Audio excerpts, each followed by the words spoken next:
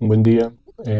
Vamos a hacer un video de nuevo de análisis de una nueva versión de la interpretación de las políticas arancelarias de Donald Trump, particularmente en contra de China, de un video recientemente subido por el señor Daniel Lacalle, cuyo nombre es China desvía exportaciones para evitar el colapso de sus empresas, desde un abordaje de la única economía, como se llama este canal, que es sencillamente la economía liberal. Cualquier otra interpretación pues tiene que analizarse quizás en otro marco, por ejemplo, de una ideología, como ha sucedido a lo largo del siglo pasado. Entonces vamos a ver el video. Las empresas exportadoras chinas se están orientando a lo que se llama el lavado de origen para continuar enviando productos hacia Estados Unidos ante lo que es ya evidentemente un empeoramiento en la situación en cuanto a las negociaciones. Pero esto es interesante. Bueno, aquí hay que hacer hincapié en dos elementos que llaman la atención de la presentación, pues que esta es solamente la parte inicial de la presentación. Y es que el primer concepto que Daniel Lacalle menciona es el concepto de lavado de origen y luego conecta esto con lo que él dice, la complicación de las negociaciones. Esto yo realmente no sé qué quiere decir él con eso. Pero bueno, vamos a analizar un poco la naturaleza del concepto de lavado de origen y cuál es eventualmente el análisis que hace el señor Daniel. Interesante, porque cambia mucho la narrativa. El Financial Times muestra en su página de portada esta actividad, esta práctica por parte de las empresas chinas, que no es una novedad, pero que se ha intensificado en los últimos meses. Vamos a ver qué es lo que muestra el Financial Times en su portada. Aquí lo veis. Exportadores chinos cambian su etiquetado, la forma en la que envían sus productos hacia Estados Unidos a través de terceros países para evitar los aranceles. ¿Cómo se hace esto? Bueno, pues básicamente. Bueno, entonces, según el señor Lacalle, lo que se presenta aquí es un cambio de la narrativa. ¿De la narrativa de quién? Si como él mismo afirma en su video, lo que se presenta con el tema de la definición del origen o la intermediación de terceros países para definir el origen, eh, se ha presentado desde siempre. ¿Acaso China está obligando a los consumidores norteamericanos a comprar sus productos? Y si esta es una condición que se ha presentado desde siempre, esto quiere decir entonces que desde siempre China ha obligado a los consumidores norteamericanos a comprar sus productos o es más bien al contrario, que los compradores norteamericanos necesitan de productos que los puede producir China o cualquier otro país del mundo que tenga la voluntad de hacerlo y la disposición, la tecnología y la capacidad de trabajo, y con ese país establece entonces el comercio mundial. Obviamente, China no está obligando a nadie a comprar sus productos. Obviamente son los consumidores norteamericanos los que siguen demandando y necesitando de los productos chinos. Y adicionalmente no son las empresas chinas las que determinan la distribución de esos productos. Los que determinan la distribución de esos productos es el mercado, la demanda. Y si la demanda, y con esto nos referimos a las empresas norteamericanas, desean esos productos, pues obviamente que los proveedores chinos, así tengan que utilizar otro tipo de vías, saben que al final del recorrido del bien, ese bien va a llegar a los Estados Unidos y ellos pues están complacidos de entregarles el bien a los que en este caso sí son los necesitados consumidores norteamericanos. Con esto no se quiere decir naturalmente que el mercado chino no esté también pasando una situación en la que seguramente no es el mejor de sus escenarios. Pero lo que sí es claro es que los productos chinos siguen necesitándose. Esto quiere decir adicionalmente que la demanda norteamericana o la demanda de productos norteamericana, no solamente de China, sino de cualquier otra parte del mundo, está dependiendo todavía de las importaciones, a diferencia de las estimaciones originales tanto de la actual administración como del señor Lacalle.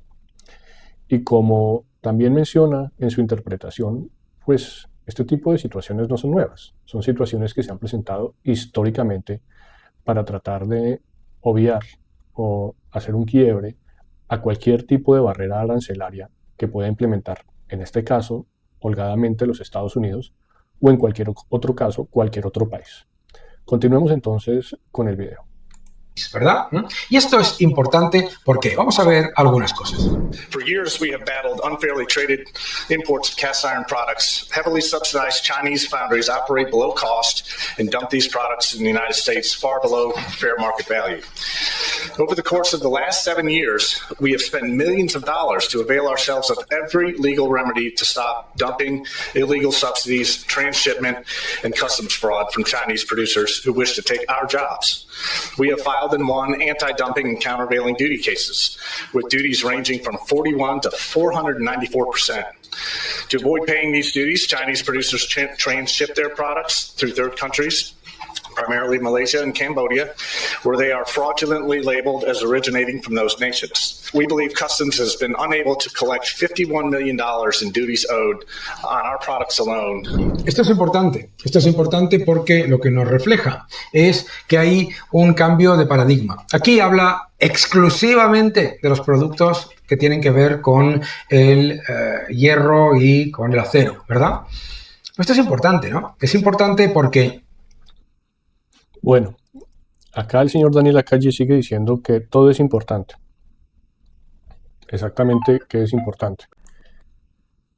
Lo que aquí se ve es que el representante comercial de los Estados Unidos tiene teorías tan similares a las del señor Daniel Lacalle y naturalmente a las del señor Donald Trump. Pero vamos un poco a analizar algunas afirmaciones que son elementales para revelar cómo esas premisas no son correctas ni en el marco de la economía liberal ni en el marco de los principios del comercio. Él dice que junto con el señor Donald Trump, Estados Unidos está viviendo un escenario de importaciones injustas. ¿Esto qué quiere decir? ¿No se supone que los compradores establecen una relación de comercio con los vendedores o los distribuidores sobre la base del beneficio mutuo? Si las importaciones que ha recibido durante estas últimas décadas los Estados Unidos son realmente injustas, entonces ¿por qué Estados Unidos importa? ¿No será más bien que sencillamente los Estados Unidos no tienen la capacidad de producción que tenían en décadas anteriores y tal vez se han dedicado a vivir del dólar durante las últimas décadas y seguramente durante los principios del comercio mundial con China a utilizar la mano de obra barata de China? Quiere decir esto el trabajo de China y de los productores chinos y de los trabajadores chinos a cambio de imprimir dólares. Pues si esto le parece injusto al señor de los Estados Unidos y al señor Lacalle y al señor Donald Trump, no sé entonces cuál puede ser su sentido de la justicia o el sentido, llamémosle, de lo que consideran balanceado. A mí me parece lo contrario, me parece que imprimir dólares que son demandados por el resto de los países del mundo en una situación arbitraria que se presentó después de la Segunda Guerra Mundial, pero que ha servido al comercio mundial y ha servido a los Estados Unidos y a China y a todos los países del mundo, creo que es más bien un gran privilegio de los Estados Unidos que aquello que trata de ser representado acá. El representante también afirma de los subsidios ilegales, como si subsidiar algunos sectores de la economía pueda ser técnicamente considerado per se como algo en contra de la ley. ¿En contra de cuál ley exactamente? Si los mayores países que subsidian sus propias economías son los países europeos e incluso los Estados Unidos, porque tienen una gran capacidad de gasto, particularmente en el caso de los Estados Unidos, cuyo sector agrícola y gran parte del sector industrial, incluyendo algunas industrias de tecnología de punta reciente, son subsidiados, llegando al punto, por ejemplo, de que las empresas del señor Musk, en gran medida, han tenido la capacidad de disponer de flujo de capital que es emitido directamente por los Estados Unidos. Asimismo afirma que tratan de tomar nuestros trabajos. ¿Cuáles trabajos? Si el mercado laboral de los Estados Unidos lo que ha hecho durante las últimas décadas es cambiar, como debe cambiar naturalmente y especializarse en sectores que le producen más capital. Mientras que en el caso de economías que no estaban industrializadas, como en el caso de China o tecnificadas, obviamente ese dinero norteamericano se vea mejor representado contratando mano de obra barata. ¿O acaso los norteamericanos quieren convertirse en mano de obra barato? Lo que está defendiendo entonces tanto el representante comercial de los Estados Unidos como el señor Daniel Lacalle y el señor Trump es convertir a Estados Unidos en el nuevo centro de las maquilas mundiales. No, yo creo que esto sí está muy, muy confuso. Finalmente, vuelve y se insiste en lo que el señor Lacalle llama el cambio de paradigma. ¿Cuál es ese cambio? No se ve en ninguna parte. Aquí lo que se ve, como ha sucedido a lo largo del siglo XX en contra de los países enemigos del comercio y enemigos del flujo libre de intercambio, es que hay países que van en contra del comercio y que le apuestan a como dé lugar a implementar medidas políticas o económicas en contra de ese mismo comercio. Yo aquí no veo ningún cambio de paradigma, pero sigamos escuchando a ver dónde es que está ese cambio de paradigma y dónde es que está lo más importante de lo más importante de lo más importante, según lo que dice el señor Daniel Lacalle. Uno, se subsidia lo que es la producción por debajo de coste de estos productos. Número dos, se envía a través de terceros países, en el caso del acero y del hierro y los productos de ese sector, vía fundamentalmente Camboya y Malasia. Y claro, ¿qué es lo que ocurre? Pues lo que ocurre es que termina en una situación en la que literalmente el consumidor norteamericano está financiando el exceso de capacidad de China y además le está costando un 4% en déficit comercial. Bueno, aquí volvemos a la teoría de que el comprador norteamericano se ve perjudicado por comprar productos chinos. Yo llevo el último mes tratando de entender esta teoría y no me cabe en la cabeza. Si en realidad esa es la situación, entonces, ¿por qué hay comercio? ¿Por qué razón la gente compra y vende productos y servicios? Precisamente sobre la base de que las dos partes ganan en medio de la transacción. Esta categoría es adicionalmente una categoría que usted le puede llamar como una categoría paramarxista o altermarxista, en el sentido de que el comercio entre dos actores tiene ganadores y perdedores, en vez de en el sentido natural de la única economía, que es la economía liberal, de que las dos partes ganan a través del comercio. Y si las dos partes no ganaran a través del comercio, pues entonces ¿para qué los Estados Unidos hace comercio? ¿O para qué un consumidor norteamericano le compra a China en vez de comprarle a una empresa norteamericana? Pues les compran, naturalmente, porque en su análisis de intercambio encuentran mayores beneficios. ¿O es que aquí alguien está obligando al consumidor norteamericano a comprar el producto chino? Más allá del hecho, naturalmente, de que otros orígenes de capitalización del mercado norteamericano y de desarrollo tecnológico probablemente tiene más incentivos para que el capital y los nuevos ciudadanos norteamericanos prefieran invertir en ellos y así compren productos en los que tal vez ellos ya no tienen tanto interés a países como la China. Y aquí viene finalmente otra vez la afirmación de lo que es una teoría que yo sí nunca la había escuchado en la historia de la economía, que se llama la capacidad de sobreproducción de un país. O sea que ahora decimos que en economía es bueno producir poco. ¿Es un problema para una economía producir mucho o producir poco? Y si es un problema para la economía china producir mucho, pues entonces el problema también para los Estados Unidos está solucionado, porque produce poco. ¿Cuál entonces es la fuente del conflicto? Pero bueno, esto se pone, como en el pasado video, cada vez más confuso con cada minuto. Entonces, terminemos un poco la presentación para hacer una pequeña reflexión. Uno, se subsidia lo que es la producción por acciones y está pagando por unas prácticas que además destruyen el sector manufacturero de cualquier país. Esto lo estamos mirando en un sector relativamente pequeño. Ahora llévalo a lo que está ocurriendo ahora.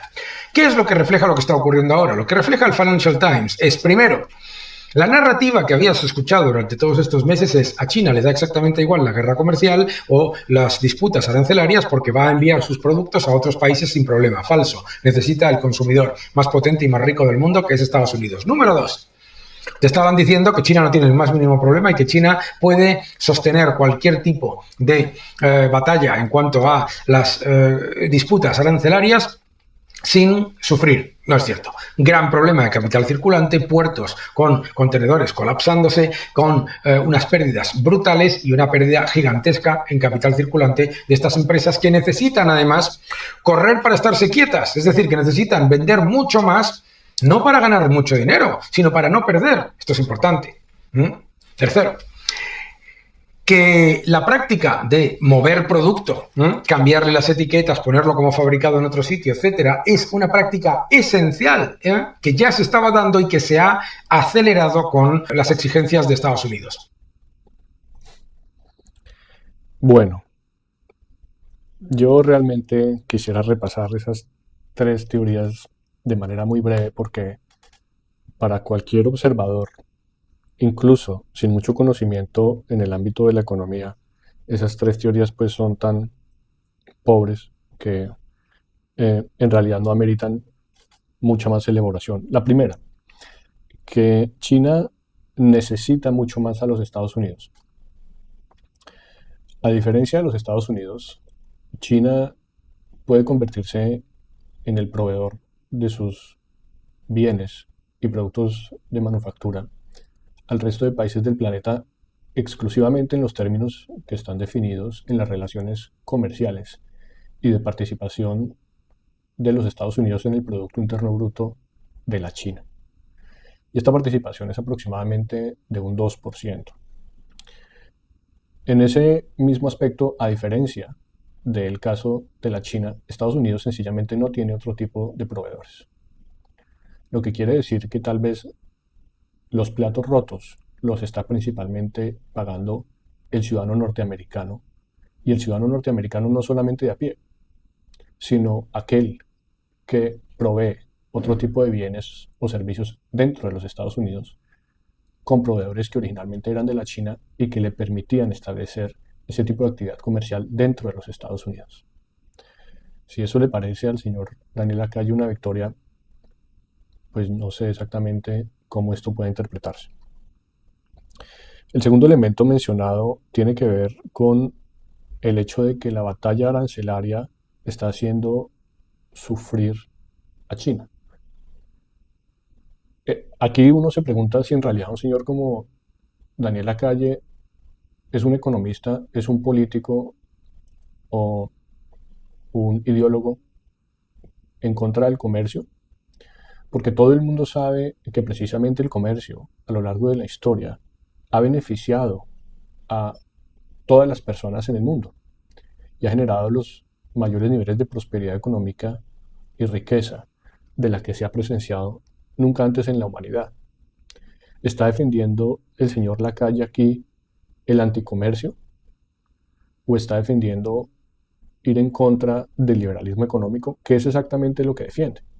Si todo el mundo sabe que en el momento en el que se ataca el comercio, todo el mundo sale perjudicado. ¿Es esto de celebrar? Las actuales tarifas impuestas por los Estados Unidos de manera unilateral con sus distintos socios comerciales durante décadas y dirigidas especialmente a la China, no solamente están afectando gravemente la economía del mundo, en el sentido de que todos estamos saliendo perjudicados, que pues yo realmente no veo esto como se ha de celebrar en ningún sentido. Pero realmente está afectando de manera más flagrante el crecimiento económico norteamericano y la economía norteamericana. El más reciente reporte trimestral de crecimiento económico de los Estados Unidos, con algunas de las cifras de hace 2 o 3 años en sus distintos resultados, demuestra que para el primer trimestre del año 2025 la economía norteamericana no solamente no creció, ni siquiera a las tasas post-COVID que había presenciado desde el año 2022-21, sino que se hundió.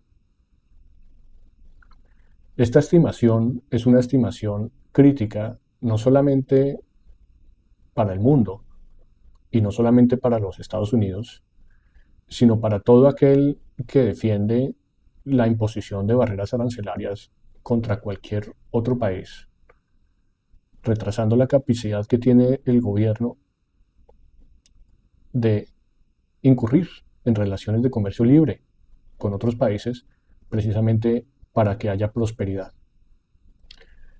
Si sobre la base de que el comercio con los Estados Unidos, nosotros estamos hablando más o menos de que las relaciones comerciales de China con este país ascienden a un 2%, y el señor Daniel Lacalle me muestra una depresión tan acelerada y tan crítica como la que se está presentando en este momento en el último trimestre en los Estados Unidos, quizás algo de razón podría él tener. Yo dudo mucho de que estas cifras sean las mismas en China.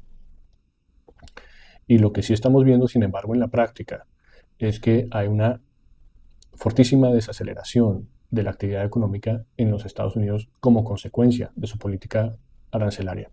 No solamente con la China, sino con el resto del mundo, porque hay muchos países que, como la China, quizás en el África, quizás en el Asia, en Europa, en Latinoamérica, comienzan a desconfiar un poco más de la credibilidad del gobierno norteamericano en establecer condiciones estables para el comercio mundial.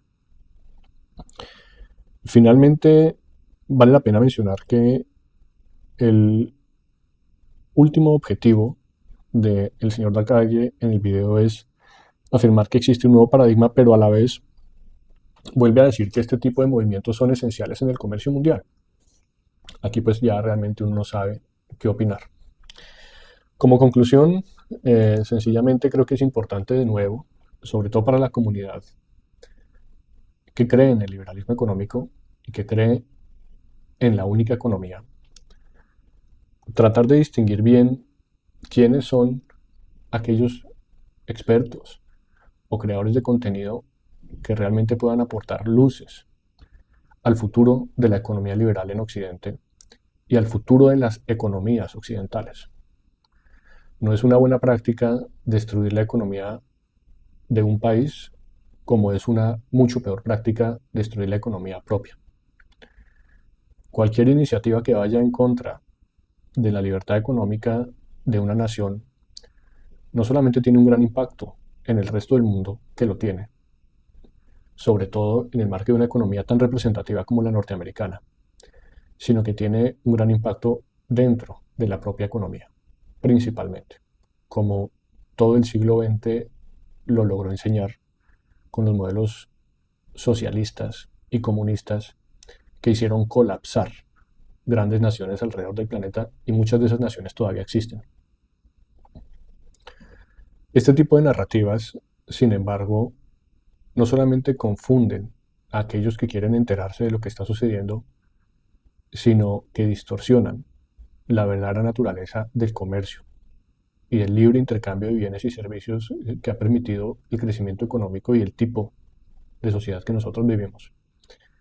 Así que siempre es bueno y refrescante tratar de, con algunas pocas observaciones, revelar quiénes están en contra del liberalismo y quiénes están en contra de lo que en cualquier abordaje neutral se conoce como la única economía.